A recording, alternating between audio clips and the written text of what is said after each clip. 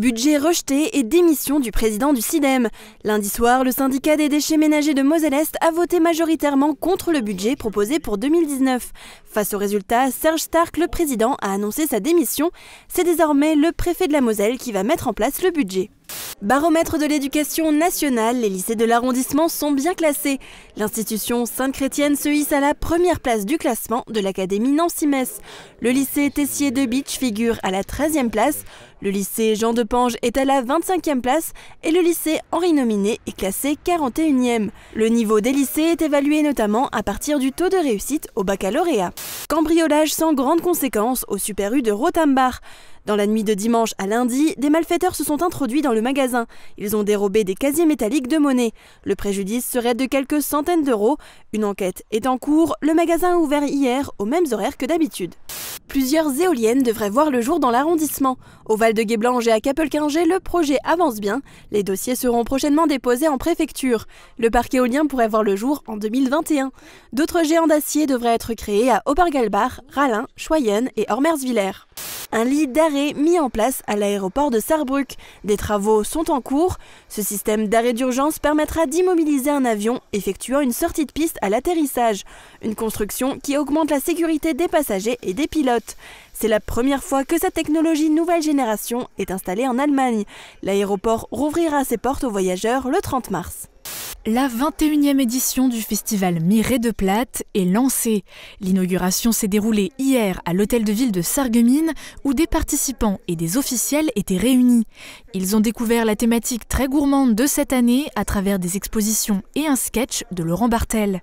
Les événements culturels autour de notre langue régionale vont se poursuivre pendant près de 3 semaines. Qui va concevoir le meilleur burger au lycée Tessier de Bitche? Les élèves de 3e préparation professionnelle ont participé à un concours de cuisine organisé par l'établissement dans le cadre du projet Jeune Entreprise. Un exercice gourmand mais noté. En mai, ils réaliseront la même recette à bord d'un food truck et cette fois pour l'ensemble des élèves. Un premier œuf puis un second pour la star du web de Sarralbe.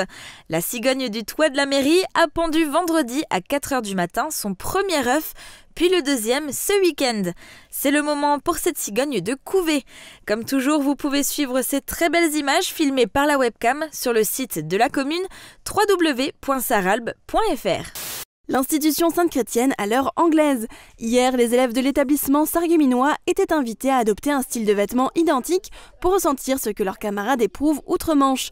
Pour les filles, jupe noire, blazer noir, cravate, collant noir et chemise blanche. Les garçons ont suivi le même code couleur avec un pantalon. La cantine était aussi à l'heure anglaise avec un menu fish and chips. Un CD pour l'association Raphaël qui réalise les rêves d'enfants du CHU de Nancy. Il a été réalisé par des jeunes de la mission locale de Sarreguemines, suivis dans le cadre de la garantie jeune. Ils ont écrit les textes, composé la musique et créé la pochette du single. Il est en vente à la mission locale au prix de 5 €. L'argent récolté sera reversé à l'association Raphaël. Dans le cadre de son tour de France, c'est à Homboureau que le député des Pyrénées-Atlantiques, Jean Lassalle, s'est arrêté mercredi soir. Après être allé à la découverte de Faré-Bersviller, le chef de file du mouvement Résistons et potentiel candidat aux élections européennes est allé à la rencontre des élus du département, mais surtout des Gilets jaunes à l'espace Vindel de Homboureau. Jean Lassalle souhaitait échanger autour d'une conférence et d'un débat avec les Gilets jaunes, car tout comme eux, le député veut faire face à la politique du gouvernement actuel pour rétablir une justice sociale. Une mobilisation contre la régression sociale avec pour revendication, entre autres, l'augmentation des salaires et des pensions, l'urgence écologique et la justice sociale. Le cortège est parti de la gare de Metz, direction la place de la Comédie, en passant par le centre-ville. Voilà sur les missions principales de Pôle emploi. Un programme chargé mais varié pour le président de la région qui, après cette rencontre avec des demandeurs d'emploi et leurs conseillers, a rendu hommage aux anciens combattants au cimetière américain, visité la centrale Émile Huchet, puis rencontré les commerçants de la ville ainsi que les bénéficiaires et bénévoles des Restos du Cœur. Une alliance dans l'air du temps. Le mouvement radical, emmené par Laurent Hénard, a en effet validé le principe de participation de tous les pros européens à une liste de rassemblement en vue des élections européennes du 26 mai prochain. Un appel du pied à la majorité gouvernementale, relayé par l'antenne mosellane du mouvement, qui ne cache pas ses ambitions pour la 4e ville de Moselle, qu'elle soit européenne ou municipale. Une commémoration a été organisée ce vendredi après-midi au puits situé juste à côté du musée de la mine. Une procession est partie du parc Explore Vendel avec en tête des anciens mineurs en bleu, des sauveteurs en tenue orange, puis les porte-drapeaux français et allemands. Ils se sont rendus vers la stèle pour déposer des gerbes. Le CFA a fait appel aujourd'hui à un spécialiste de la pizza, Claude François, à Pizzaiolo de Métier, participe régulièrement à des concours internationaux. Il a terminé 5e au championnat du monde à Rome. Ce passionné des bons produits souhaite inculquer aux apprentis l'envie de réaliser des pizzas de qualité, ou en tout cas de le faire aussi sérieusement que lorsqu'ils font du pain. Effectivement, il faut tourner quand on doit. L'espace aérien n'est pas toujours évident à respecter dans une salle. Les personnes présentes viennent donc de différents clubs alentours. Pour les amateurs d'aéromodélisme, c'est l'occasion de ne pas perdre la main en matière de pilotage et de régler certains détails.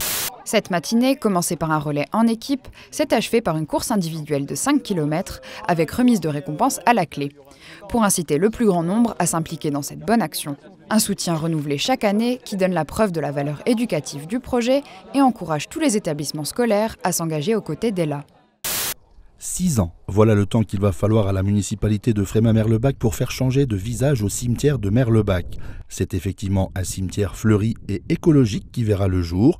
Depuis le 1er janvier 2017, les réglementations imposent l'abandon des produits phytosanitaires dans l'espace public, ces dispositifs s'étendant jusque dans les cimetières. La commune a donc opté pour un projet de création de cimetières verts ou fleuris. Lancer son entreprise lorsqu'on est une femme en Moselle-Est, est-ce facile? En tout cas, c'est possible. Pour aider les personnes qui ont un projet, Pôle emploi organise régulièrement des réunions d'information. L'une d'entre elles était réservée aux femmes à Forbach. Une rencontre qui leur a permis d'échanger. Certaines ont déjà un projet concret en tête, d'autres se posent encore des questions. Les femmes souhaitent créer leur entreprise, ont plus envie de créer leur entreprise que les hommes en fait. La difficulté, c'est qu'elles passent plus difficilement le cap parce qu'elles doivent gérer souvent plus l'organisation familiale, les enfants. Et effectivement, créer une entreprise, c'est prendre un risque. Et les femmes, face au risque, sont un peu plus précautionneuses que les hommes. Souvent, j'entends les femmes dire « je n'ai pas le temps, j'ai des enfants, j'ai des contraintes, j'ai un mari, j'ai ceci, j'ai cela ». Et non, le temps, tout le monde a le même et on est capable de faire beaucoup plus que ce qu'on croit. Chantal Aubertin, elle, est en train de créer son entreprise. Elle devrait ouvrir prochainement un magasin bio à Putelange-au-Lac. Avant de lancer son projet, elle a suivi des réunions au Pôle emploi de Forbach où elle a rapidement été aiguillée pour le concrétiser. Et est-ce que le fait d'être une femme lui a posé des difficultés? Pas du tout. De ce côté-là, j'ai rencontré aucune difficulté. Non, pas du tout. La différence peut-être pour les femmes, c'est le fait d'être accompagnées, peut-être pour la garde d'enfants, où nous on peut leur proposer des services aussi par rapport à ça. Mais hormis ça, j'ai pas ressenti plus de difficultés pour les femmes que pour les hommes. Chantal a dû contacter la CCI, la Chambre de commerce et d'industrie, monter son dossier et prendre un comptable. Aujourd'hui, son magasin est en travaux. Moi, je me suis régalée. Pour l'ouverture, enfin pour la préparation, pour prendre les contacts, je suis bien entourée et je me suis régalée. Catherine Bergweiler non plus n'a pas hésité à se lancer. Elle a travaillé dans la vente à domicile pendant 10 ans et en 2016, elle a décidé de créer sa propre entreprise. Tout simplement pour être indépendante. Je suis quelqu'un qui est assez libre et j'avais vraiment envie d'avoir la liberté de mon temps, de mes horaires, la flexibilité, pour pouvoir gérer ma vie de famille au départ. Ça, c'était le point de départ, c'était la gestion vie de famille. Catherine travaille de chez elle à Lixin-les-Roulins pour gérer son e-commerce. Elle est en lien avec des fournisseurs dans le domaine du bien-être. Pour elle aussi, les démarches se sont faites simplement. Je me suis renseignée auprès d'un cabinet comptable qui m'a très bien renseignée et qui m'a conseillé donc de créer une SASU. Donc à ce tissu-là, je suis salariée de ma propre société. Voilà. En fait, ça s'est fait plutôt facilement alors? De mon côté, ouais, ça s'est fait plutôt facilement. Ouais. Même si les hommes sont encore majoritaires, de plus en plus de femmes se lancent dans la création d'entreprises. Grâce au Pôle emploi, elles sont guidées de la même manière que les hommes. Et lorsque le projet est solide, ça fonctionne.